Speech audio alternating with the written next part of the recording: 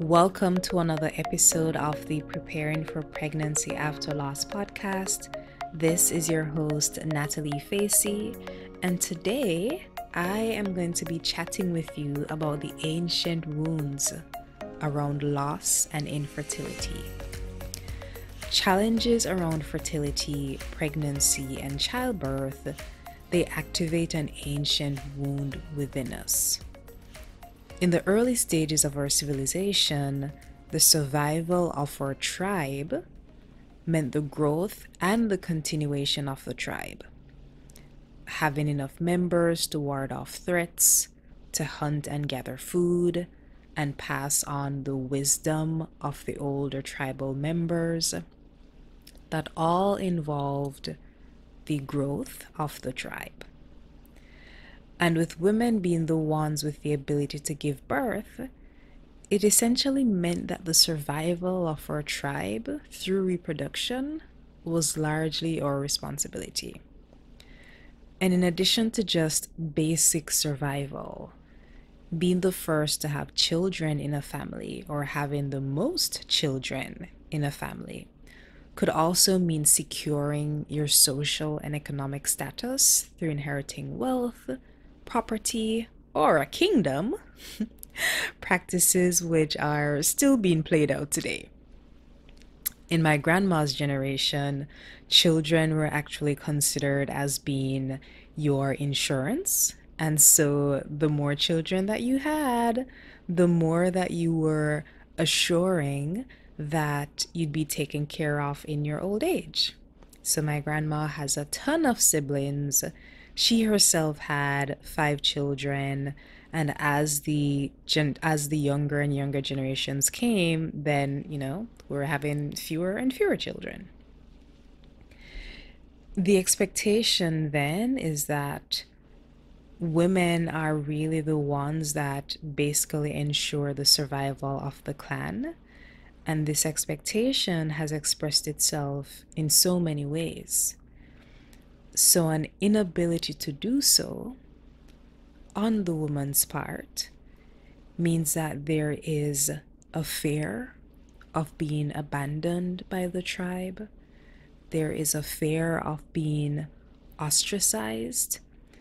And perhaps what might be the most painful possibility of all, having your mate replace you with someone else who was more fertile. The thing about these ancient ancestral wounds and fears is that we carry them within our DNA. Unless something is healed from our lineage, it becomes a part of the makeup of who we are, right? So you can think of it almost as receiving a gift from your ancestor. Some people call it generational curses. Some people call it ancestral wounds, but I like to think of it as a gift because as humans, our most basic objective is to ensure our survival. It means that whatever we inherit from our ancestors, it's basically codes within our DNA to ensure our survival. So if our ancestors didn't figure something out, if they didn't beat some system or some expectation that was there for them, they're going to pass that on to us so that we know that as we're moving into the world, we remember that that thing that they didn't navigate themselves, that thing is still a threat. Right? And so you in your body in this present time, even if you and your partner had never had a conversation about children, that expectation lies deep within your bones. And when you start trying to conceive and realize that you're having challenges around fertility or carrying a pregnancy to term, these ancient fears and wounds are reactivated. So in my case, after my first pregnancy loss, the thought actually crossed my mind that my husband would have been better off with another woman. I thought, obviously, something is wrong with my body. And so, if he really needs to feel complete as a man, to achieve his dream of being a father, if it can't happen through me, then obviously I need to give him the permission to find someone else who that can happen through. Somehow I managed to form the words to actually present this either as a question. I don't think it was a suggestion. I think it was a question that I presented to my husband.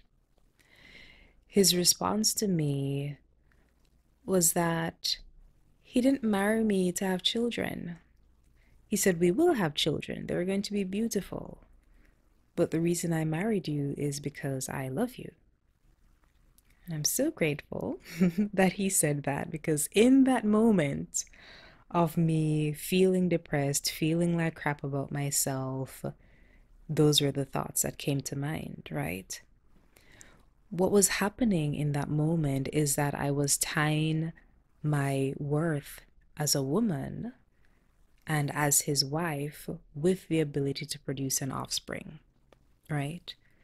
In other words, my right to be his wife and basically exist in the world as a woman was dependent on my having children. Yeah. No, that's heavy. But it's also what a lot of women are experiencing. And it didn't start with us, right? Again, it's a part of the blueprint of our very origins on this planet, like so far back. And it also continues to be reinforced by our family members and friends.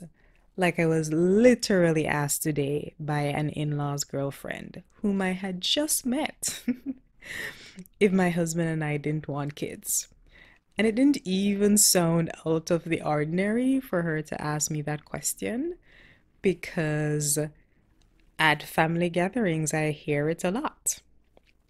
I think it's also a part of our Caribbean plus Latin culture where we just get super familiar with each other and just ask each other really close questions very quickly. But anywho, that happened today, not the first. Don't think it's going to be the last. So while I get that question often about when we're planning to have kids, if we don't have any kids, if we've been thinking about having kids, I think the question that's actually the important one for me and for you is what it actually means if we don't have children.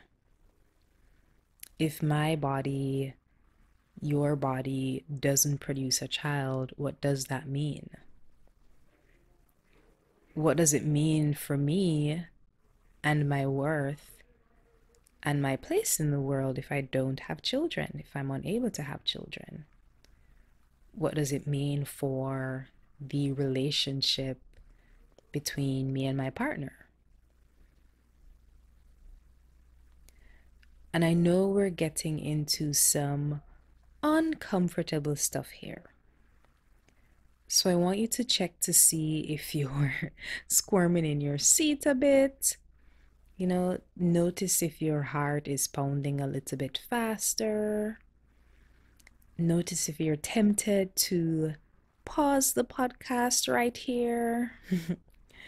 If there's anything happening in your body that indicates that we've entered into uncomfortable territory, just notice that. And if that is happening, please stay with me. You are a birth warrior and we can do this.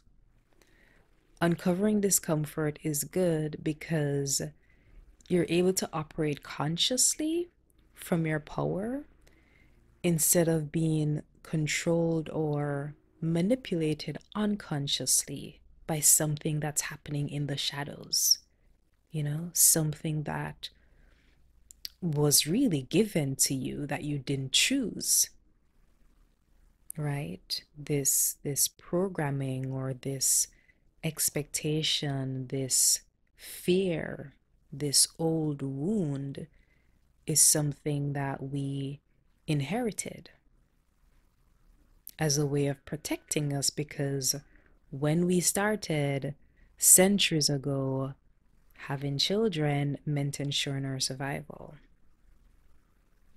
right? And so I'd love for you to pose those questions to yourself. What does it mean for you if you don't bring children into the world? Is that possibility a safe one for you? Or are there fears coming up? Is there a fear that your partner might leave you for someone else?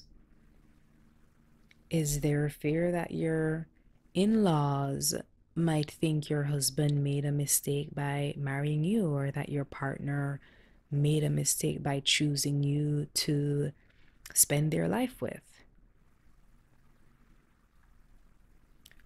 Is there a fear that they, meaning your in-laws, might regret investing in your wedding?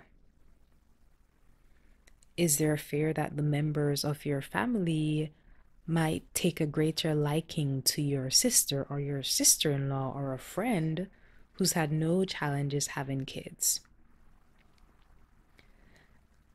And again, I'm unearthing some stuff that's uncomfortable and also under the surface, but the power in that is the ability to consciously address them. The risk in not addressing them is your well-being. And if you do become pregnant, or let's say when you become pregnant, the well-being of your baby, right? When these fears about our survival are activated, we operate using our fight, flight, and freeze responses. So that might mean being in a frenzy or feeling as though we're in a state of desperation as we're trying to conceive. And I know that you might be experiencing this, feeling like you have to be in a rush, feeling like you're running out of time or you're running out of options and this has to work, this do or die energy. Having conflict stir up in your relationship as you lose patience with your partner or you lose patience with yourself. And when you're in this, fight, flight, or freeze response, it's easy to lose patience. You're not thinking as clearly as you would be when you're in your normal, optimal state. Something else that might happen is disengaging from your emotions, from your body, and even while you're pregnant, from a future pregnancy, so that you're not able to feel the hurt or the disappointment that might show up. All of these are the fight, flight, and freeze responses. And in that state, you're releasing cortisol and these stress hormones in the body on an ongoing basis, which then depletes the body's important systems, right? So there's energy being taken away from normal functions such as digestion and, yes, reproduction, because our adrenals are busy trying to keep us alive from this thing that feels like a threat, trying to keep us alive and secure and loved, because all of those things are important for our survival, right? Knowing that your place is assured in your tribe, knowing that you won't be ostracized, knowing that you will be loved unconditionally. Those are things that are essential to our survival. knowing that you have a partner or community to share your life with, right? So I know that we're talking about some big stuff here. I tend to like to go deep. I tend to have a habit of not really floating on the surface because I like to get to the real stuff of life, the stuff that affects us in the background, but affect us in a massive way because they're so core to how we've been programmed or how we operate, right? So do pause, take a moment, and think about that. If you're feeling this energy of do or die, what happens if the doing doesn't happen, right? And again, the reason why it's important to know this is because if that is in fact one of the possibilities, you're going to want to know that you're still safe. You're going to want to know that your relationship is safe. And so the more of these subconscious things that can be dealt with, it's the more healing that can be done. The more that can be uncovered, it's the greater sense of settling, the greater sense of safety, and like the breath that we can take and really feel secure, really feel like we're on solid ground and not like we're constantly fighting for our lives. You need that. So I'm going to leave you with some next steps as you nibble on this thought. So firstly, just acknowledge whatever comes up for you. Whatever fear comes up, whatever worry, whatever memory, just acknowledge what it is. Highly recommend that you write it down.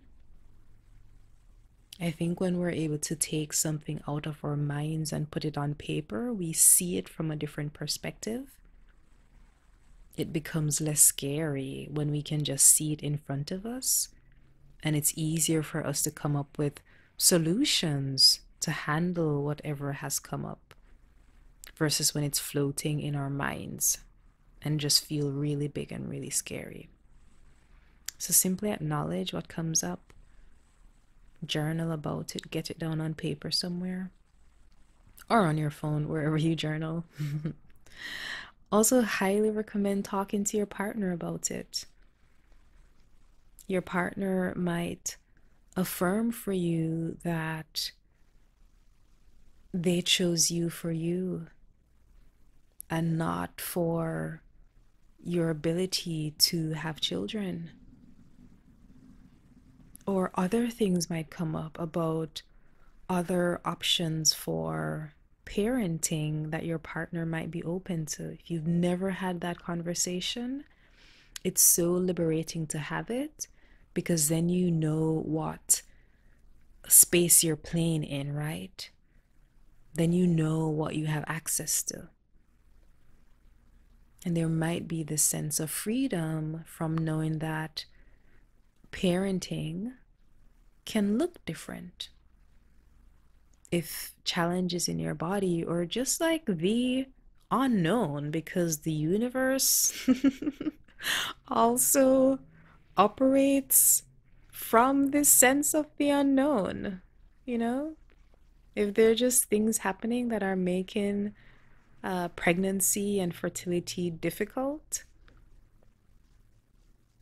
it might help to just be aware of what other options you and your partner could be open to,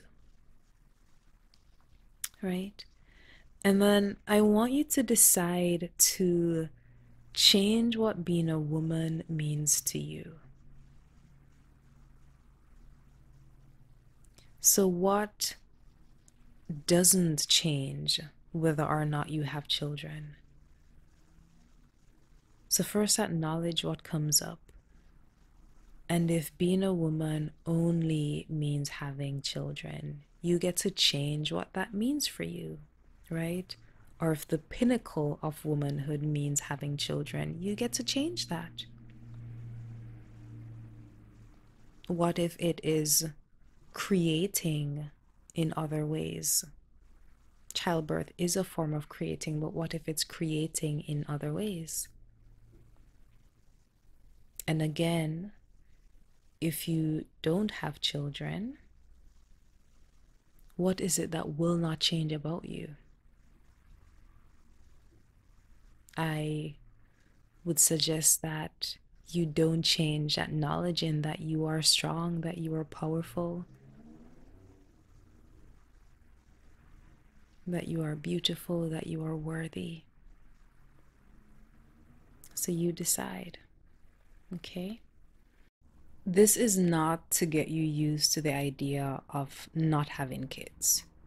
We're here because having kids is a part of the goal that you have for yourself. So this isn't to detract you from that goal, but to ensure that you aren't waiting to have a child before you can decide that you are worthy of existing and having love and taking up space at a dinner table. You cannot allow yourself to be no one until you have children, or wait to be crowned worthy by someone else after you've had children.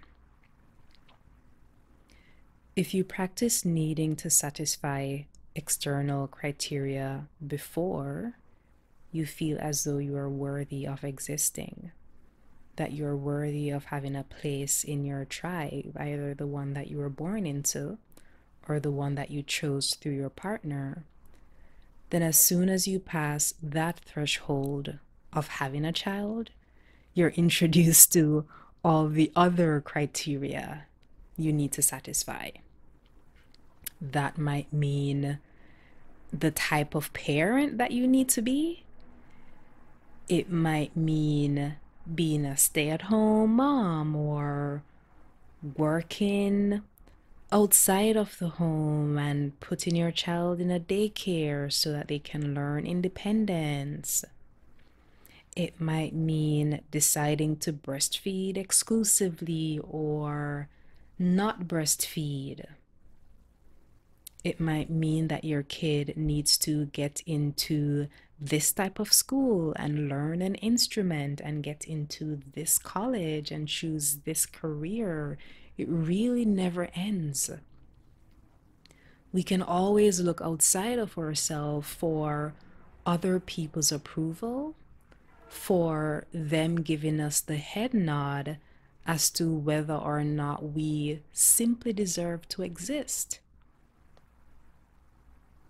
And you really never get to the end of the day feeling like you did a great job, no matter what you do, because there's always more that you can or that you should be doing to secure your place in your tribe. The way that we heal that ancestral wound is feeling safe within ourselves first. And so, whatever and whoever we encounter, we're able to rest in that confidence of who we are. What also happens when we heal the ancestral wounds is we make new possibilities more accessible for our children and our grandchildren. In their DNA, that fear of abandonment, that fear of needing to reproduce in order to survive, that might be less pronounced. And you're able to relate to your children or grandchildren in a way that's different from how your in-laws or your parents might be relating to you now.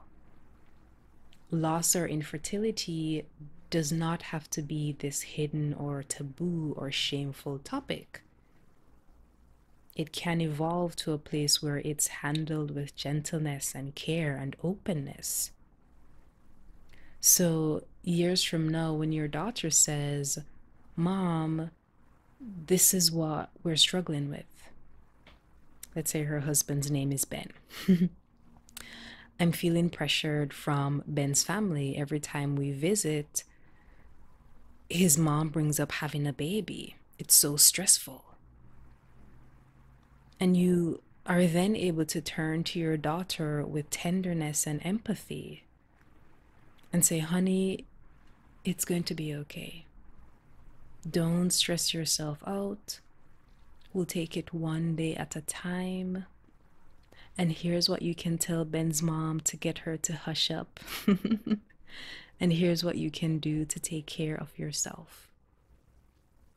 Those are the words that you're able to offer to your child, your daughter, as she's going through similar challenges, because you've done your work, you've done your healing, right? You know that healing has come full circle when the same tools that you have learned to support yourself on your journey, those tools can be the medicine to support someone else in your lineage. And you get to start right here. Right here. Step by step, day by day, reminding yourself of your worth and who you are without the labels, who you are without filling the external expectations, without checking off everything on someone else's application. So, so powerful. And of course, if you want to go deeper, then I highly recommend working with a therapist. You can work with me.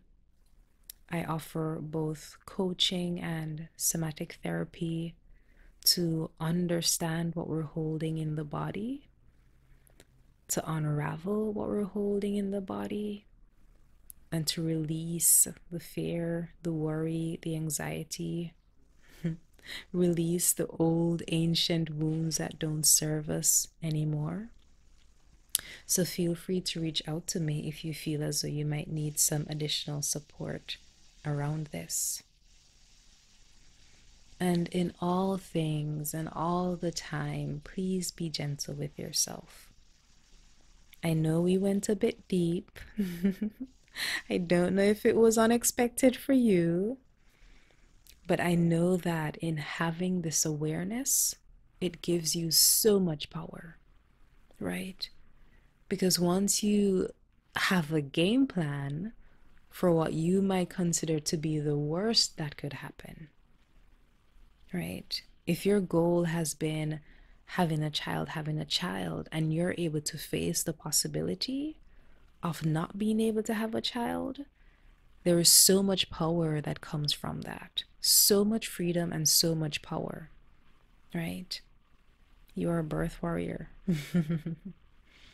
And having this awareness gives you so much power.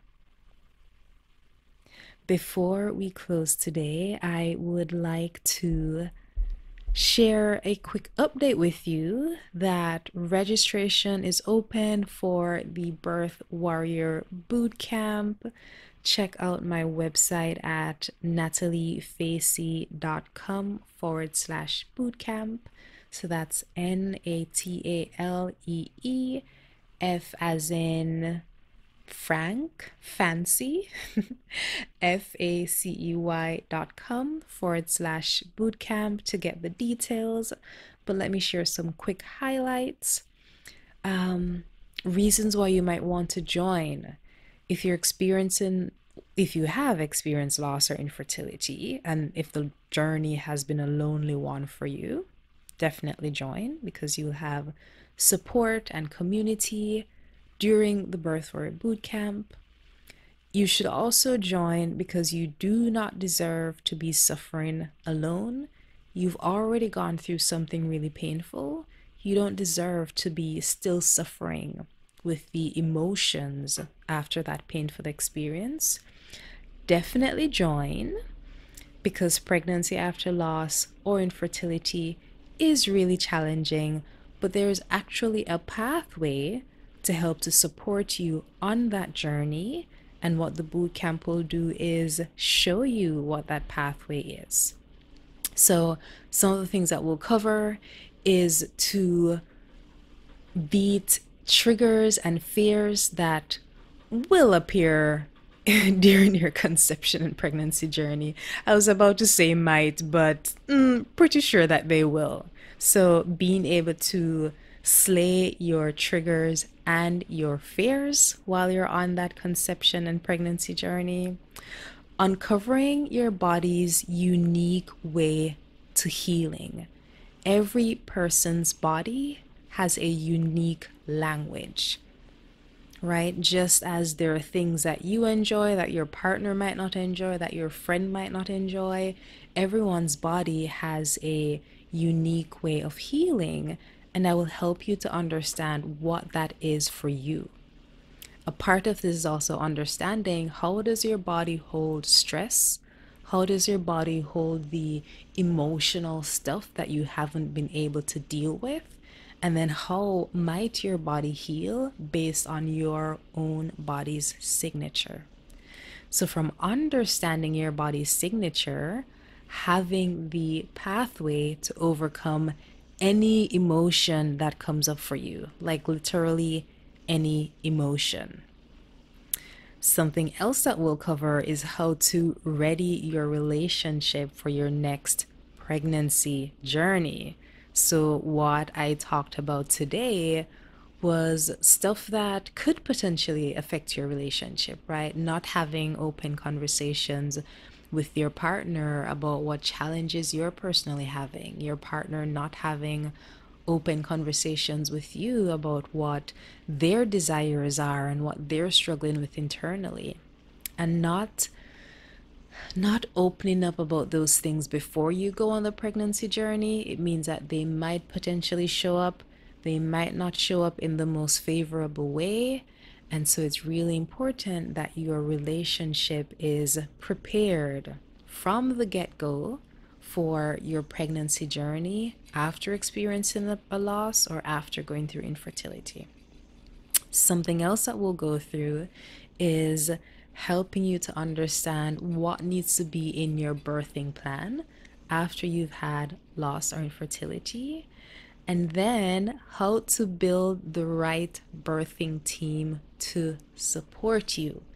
Your birthing team involves the doctor or the medical practice that you choose. So understanding how to choose the best team for you. It might involve a doula or some other birth partner who's in the room with you as you are giving birth, or someone who's with you during your pregnancy, and something called your GYB. I'll share more about what that means and why they're so important on your pregnancy journey. So there's so much that we will cover, so much, and it's going to be so good. This all happens in 1 week. So from December 2nd, this coming Wednesday, to December 9th, on weekdays, we'll come together at 6 p.m. Eastern Standard Time. And on the one Saturday and Sunday that we'll meet, we'll come together at 1 p.m. Eastern Standard. So this happens fairly quickly. It's just an hour out of your day, and isn't having a pregnancy and conception journey where you feel fully confident, where you have a path forward, isn't that worth an hour per day over the course of a week? I think it is. So go ahead, head over to nataliefacey.com/bootcamp. You'll also find the website here in the show notes. Go ahead and look at the additional details and RSVP. You'll need to secure your spot to get the workbook and to get information about the bootcamp. So looking forward to seeing you there.